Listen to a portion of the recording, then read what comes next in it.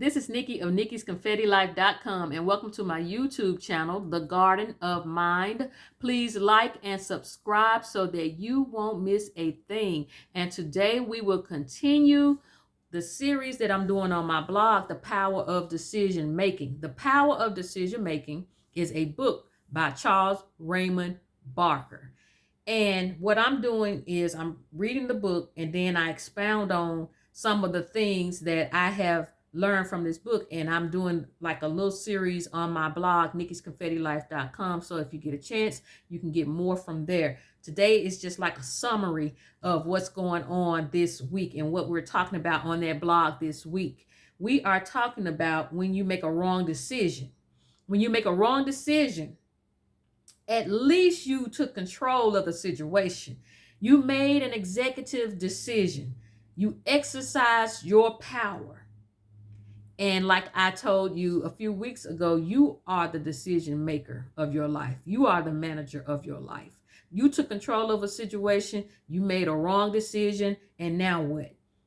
It appears to be a failure, a fail on your end. But the problem for most of us is that we are afraid to fail. And that's why some of us don't make a decision. Or when we fail, we feel so bad about it. It's because we've been taught that failure is a bad thing. Failure is a negative thing. How dare you live this life not perfectly? And how dare you live this life and fail at something? Fail at anything and people make a big deal out of it. Fail at anything and you beat yourself up over it. Some of us got bumps and bruises and lumps from our own selves because we failed at something. But failure, just like success and experience, is a teacher. View it, change your mind. Failure is a teacher. It helps us to make better decisions. It helps us to make right decisions. Listen, and this is going to help some of you. God, the infinite intelligent one, is not concerned with your mistakes and your failures. There are no records of your mistakes and your failures. It is the past. You are the present aiming towards your future. You are the present. You are not the past. You are the present and you are aiming towards your future. You are not aiming towards your past. Can't do anything about that. You are aiming towards your future. You are a being. You are in the present. You are in the now. You are not in yesterday. You're not in 5 minutes ago. You're not even in 5 seconds ago. This video is at the 3-minute mark. You're not even there anymore. You are being, you are existing right now. And you are aiming towards your future, not your past. And that's the problem. Some of us turn around and we aim towards our past. It's a waste of time. It's a waste of energy. Turn around and aim towards your future. The Creator only wants to assist you in creating the life you are desiring. That's it. I know. Let me say it again. The Creator only wants to assist you in creating the life that you are desiring.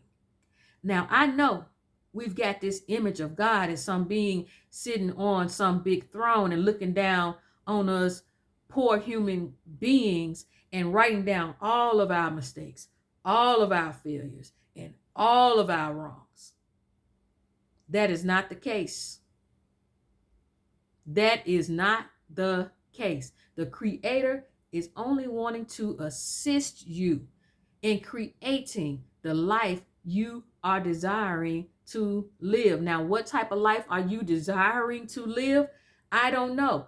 You would have to excavate your authentic self to figure that out. You would have to deepen your self-love and an understanding of yourself to figure that out. Now, on my blog, and if you go back on some of these videos, you will see that we did a series on improving and deepening our self-love for our self-love. And that will help you to better understand what it is you really desire.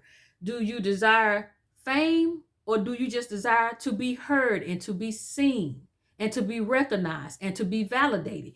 Do you want wealth, or do you really want to solve your financial problems? Or do you want to really find happiness? Because if you find wealth without figuring out what truly makes you happy, you're still going to be unhappy. If you get fame, but you're still not heard in a manner or recognized or validated in the way that you wish to be validated, you're still going to have a problem. And if you have problems and you have money, problems and money don't mix.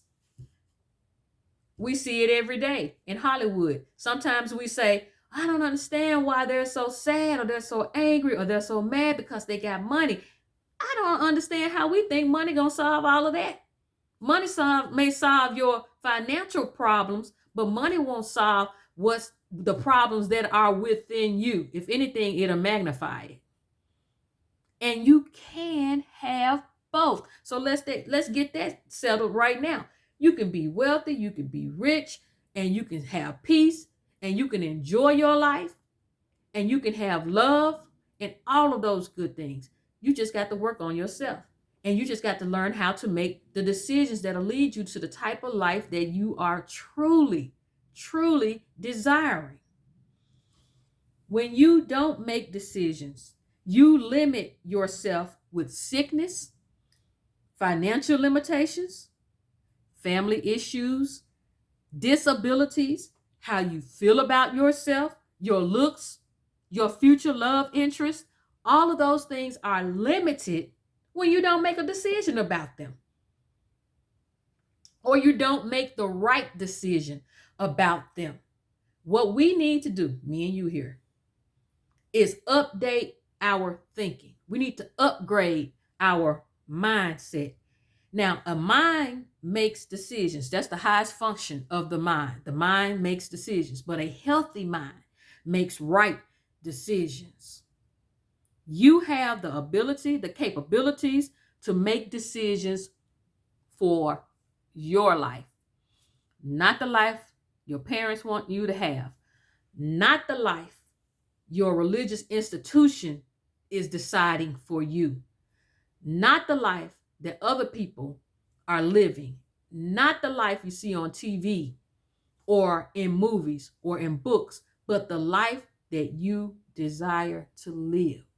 Know that. Get to know that. Figure that out. Whatever you have to do, figure out what it is you truly desire out of life and how you want to live your life. Do you want to live in peace, or do you want to live in chaos? And if you should discover that you want to live in peace, then you've got to start making some decisions that'll lead you to a more peaceful life. You are very capable of making decisions for your life. You have infinite intelligence. Infinite intelligence is already within you. I mean, you were created by an intelligent being. So do you think that that being will leave intelligence out of you? No, that being would not. So you have infinite intelligence to draw from. You will not thrive in the what ifs. You will simply survive.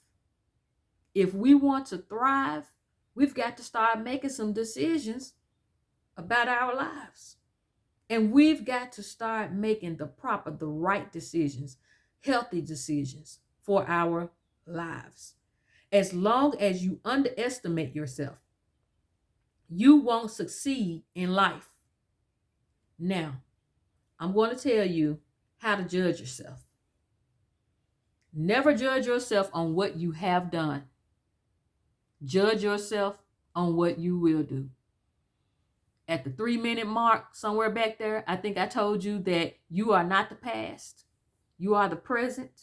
So you don't judge yourself on your past. You judge yourself on what you will do. That's what you judge yourself on. And we can stop judging others on their past as well. It's about what they are doing, not what they have done, but what will they do next. As a matter of fact, if we stay in our own lane, we won't have time to worry about what other people are doing. We'll be too busy wrestling or confronting or planning out our lives with ease because we are connected to the Most High. And the Creator only wants to assist us in creating the life that we desire. So, never judge yourself on what you have done, but judge yourself on what you will do. Every person living has made a mistake, and if they tell you they have not, they are lying to your face. As soon as you start to compare your mistakes with others, you lose. As soon as you start looking at all of your mistakes and then looking at other people who you think have not made mistakes or portray some perfectionism or portray that they have got it all together, you lose. And even if you compare where you are, say you're up here, which there really is no level, and this other person is here, and if you're comparing where they are to where you are to make yourself feel better, you still have work to do. You lose too. Anytime you compare yourself, and comparison is the thief of joy. It may seem like you're making yourself feel good by comparing yourself to other people. Look at me. Look at where I am. At least I'm not there. Look what I have done. Look at them. They all doing this and they doing that. And they having babies out of wedlock. And I waited till I got married to have my babies. And also, look, I finished college. And look at me. And I did this and I did that. In that tone, in that cynical manner, it may make you feel good, but you have to question, why am I doing that? Why does that make me feel good? That is not what is supposed to make you feel good. And if you're comparing yourself and you find yourself sinking lower and lower and lower, I wish I would have gotten my degree. I probably wouldn't be here. I wish I would have waited until I got married to have my kids, and then I wish I would have done this. I wish I wouldn't have made that choice. Then I wouldn't have ended up behind bars. Then I wouldn't have had a record. And now you're just sinking and you're sinking and you're sinking. It's still making you feel bad about yourself. It is the past. Judge yourself on what you will do and refrain from judging others to make you feel good about yourself, and work on that. Work on that, whatever that is that you need to make you feel good and superior, by comparing in such a manner. Not just being proud of your accomplishments. That's one thing. You can just simply say, I'm so glad that I finished school. I'm so glad that I have a family and I did things the way my religion taught me to do it, with the understanding that other people may not have been where I were or where I was at that time, or may never be. And I have no judgment about that. It's all right to be proud of your accomplishments. It is not okay to use that to make yourself feel good. That in itself is a problem. And it's not okay for you to use that to make other people feel bad. That is obviously an issue. Well, back to what I was saying. Either way, you're losing. And what you want to do to win is to judge yourself on what you will do or what you will do next. It has been a pleasure talking with you today. If you get a chance, go on to the blog, Nikki'sConfettiLife.com. You can like it and subscribe to it too. But I am trying to build my YouTube. And as we get to know each other, you will learn that rarely do I make a perfect video, because I am not a perfect human being. So there will be errors, and you will hear me stumble over my words as if I'm talking to you in real life. It is what it is, baby. And I do what I do, and I grow. I reserve the right, as a matter of fact, to grow and to get better over time and to change my mind. I love that. I reserve the right to grow, to get better, and to change my mind and to change my point of views, because that's life. It's the power of decision making. It has been a pleasure once again to talk to you. Enjoy your weekend. Some of us are celebrating Easter. Some of us are not. And if you are, enjoy it. If you are not, enjoy your weekend. And I'll see you next time.